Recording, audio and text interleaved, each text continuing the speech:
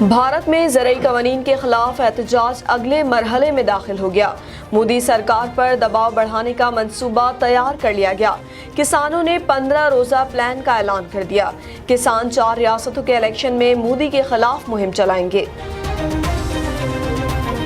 بھارت میں زرعی قوانین کے خلاف احتجاج اگلے مرحلے میں داخل ہو گیا۔ مودی سرکار پر دباؤ بڑھانے کا منصوبہ تیار کر لیا گیا۔ کسانوں نے 15 روزہ پلان کا اعلان کر دیا۔